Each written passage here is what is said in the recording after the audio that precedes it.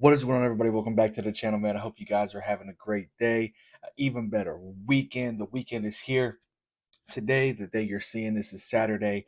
We filmed this on Thursday night after the Thursday night football game.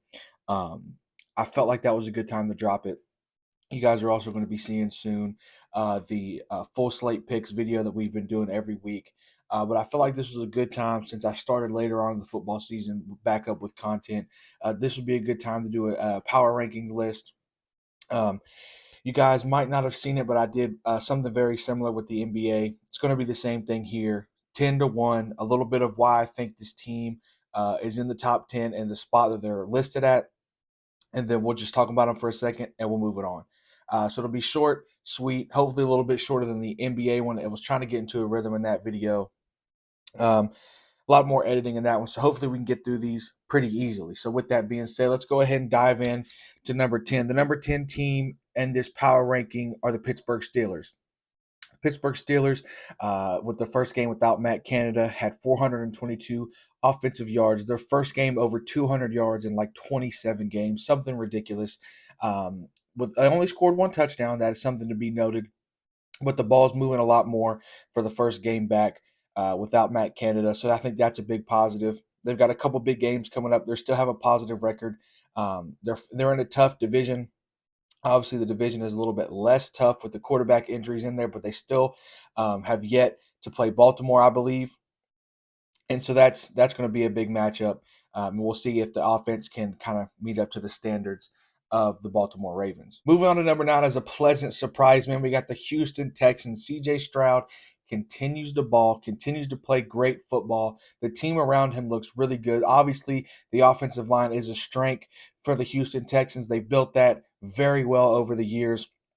The defense is playing lights out, obviously, with the head coach and the defensive background there. He played defense, coached defense for the 49ers, who we'll be seeing later on in this list.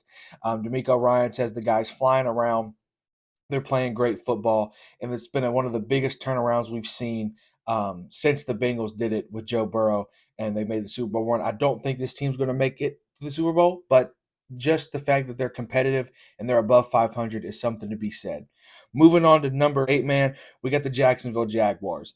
The Jacksonville Jaguars beat the Houston Texans the last time they saw each other, so that's why I have them ranked above. The defense for the Jacksonville Jaguars looks really, really well. The running game for the Jacksonville Jaguars also looks very good. Trevor Lawrence he's been good. He's not been the otherworldly quarterback we know him to be as far as in college. What he's done in the pros has been okay. It's been good. He's been a good quarterback, but I think we're still waiting on him to kind of hit that next tier. That's just my opinion. I'm not a quarterback guru. I'm not a football guru. This is purely from a fan perspective, as you guys know. And so I think we're still waiting to see a big, big leap from Trevor Lawrence. It's been a little bit inconsistent this year, not terrible ups and downs, just a little inconsistent. And I think as the season goes along, he'll get better and better and better. Obviously, last year they had the big playoff game against the Chargers coming back, so he still has it in him. He has it in him, and I think is what should be said.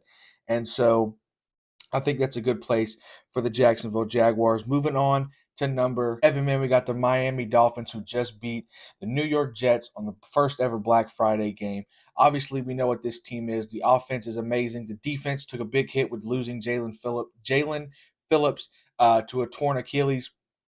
Very sad to see. Obviously, the Achilles injury feels like it's reared its head this season with a bunch of people tearing it. It's just something you hate to see, man. Whoever the player is on whatever team, rivalries and hate goes out the door whenever somebody gets injured, man. So thoughts and prayers go out to him. Hopefully he can get better, get back and better next season. Obviously, it's really late for the season for him to come back. It's an Achilles injury. Not everybody's Aaron Rodgers and already back on the practice field, 72 days after tearing it, right? So hopefully for him next year, he'll be able to be back and better. But the Dolphins have yet to beat a team above 500. They've played really well against bad teams. They've played okay against some good teams. The Dolphins game earlier in the year against the Eagles, they played okay. They weren't the best. Obviously didn't win. Obviously lost to the Chiefs in Germany. And so they still have some steps to go, but overall, I think they're still a good football team regardless. Moving on to 6, man, we got the Detroit Lions. The Detroit Lions suffered a loss on Thanksgiving to Green Bay. Very much a stunner loss on Thanksgiving. It was one of the better games. It was the best game on Thanksgiving. But the Lions, man, the last 2 weeks, the offense has struggled. Jared Goff has struggled playing football. And listen, this team is built to win now. I think the defense, it hasn't been the best, as we know. It's played a lot better than it did last year. But the offense has really carried the load for the wins. And so um, I think they'll be okay. Obviously, if I didn't think they'd be okay, I wouldn't have them in the top 10 of the power rankings. But I do think that they need to be watched, especially with the Vikings and Green Bay not necessarily on the heels of the Lions, but they are still alive. They have a chance of, taking over that first seed if everything falls the Vikings and Packers way.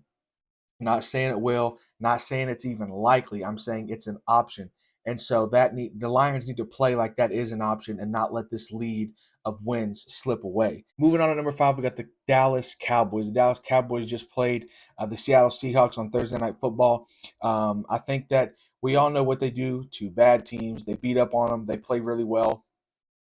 But I am very interested to see the next couple stretch of games for them. They have a very tough schedule coming up. They've obviously played really well the past few games.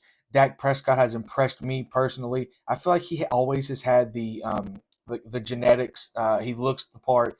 It's just sometimes he just struggles. The team struggles. This year, I don't know if it's different, if it feels different. But they are playing a lot better. It is what it is. I'm not a big fan of the Cowboys. I don't buy into the Cowboys hype every single year. It gets a bit annoying. I'm sure you all agree. But if I'm being honest, man, they look better than they ever have. Dak Prescott is playing at a different level than we've seen him, and so I have them at 5 for that reason. Moving on to number 4, we got the Baltimore Ravens. The Baltimore Ravens have been extremely awesome this season to watch on the offensive side of the ball. Obviously, we know what they bring on the defensive side of the ball. Being in the AFC North, you have to have a good defense. If you don't, you're going to be at the last place every single year. Lamar, I continue to hammer it home. He's playing at an MVP level, not exactly to the hype of what he did when he actually won it, but he's playing amazing football. I can't stress this enough. Lamar is playing the quarterback position, not as a runner anymore. He's looking downfield. He's completing passes with his eyes downfield. His first instinct no longer is to run first. And so I think with the additions of Zay Flowers and Odell Beckham Jr. and Rashad Bateman and the undrafted rookie Keaton Mitchell, I honestly believe that this offense is a Super Bowl contending offense, and they're at number 4 for that reason. Moving on to number 3, we have the Kansas City Chiefs. Man, let's just be honest. Let's keep this short and sweet. The Kansas City defense is playing lights out. They're really, really good. We all know the struggles on the offensive side of the ball with the receivers not being able to catch balls, receivers running the wrong routes. But if you have Patrick Mahomes and Travis Kelce, you're still in this thing, right? Obviously, they have some key pieces on the offensive side of the ball, receiver wise, that can play better. We've seen flashes from certain guys. You know the names, you know what I'm talking about. And so, just to keep it short and sweet, they're still the third best team in the NFL just because of those two guys. Patrick Mahomes, Travis Kelce will always keep you in the game, especially when you have a defense that good. The wide receivers on the team have to step up. It's not a new story. We all know it. Moving on to number 2, we got the San Francisco 49ers. You all know it. You all know why. Christian McCaffrey, Deebo Samuel, Brandon Ayuk, George Kittle, the offensive line, the defense has names all over it. Brock Purdy is playing like an MVP candidate, whether you like him or not, whether you think he's still a last pick of the draft. He's playing good. The whole team is playing good. Kyle Shanahan is a great coach. Everything you could ever want on a football team they have, except for maybe the quarterback position, and that's only because you're still hating on Brock Purdy. The kid has showed that he can play ball. The kid has shown that he is not the last pick talent that he was taken for. And so he's out to prove everybody wrong. And I'm a big fan of anyone who is out to prove anyone wrong. So the 49ers are at 2 for that sole reason alone. Moving on to number 1, you all know it, the Philadelphia Eagles. I'm a Jalen Hurts fan. I've liked him since he was at Oklahoma, even before that at Alabama. I love the way this guy conducts business. I love the way he is on the field. I love the way he is off the field. He is the quintessential quarterback that you want on your team. You pair him with a great offensive line of veterans who know what's going on. You pair him with a great run game. You pair him with the wide receivers he has and Devontae Smith, the Heisman winner, who's the number 2 option absurd. A.J. Brown playing lights out. A.J. Brown playing amazing football. Dallas Goedert is hurt. Before that, we know what he's capable of. DeAndre Swift. The offense is littered with guys who can play good football. The defense is littered with guys who are vets, savvy players. They know what they're doing. They've seen the looks a million times. And so the Eagles are number one for that reason alone. They're really fun to watch. We get this Sunday a matchup of Eagles Niners, 1 versus 2. You'll see a big shift on the next week's episode of the top 10 power rankings.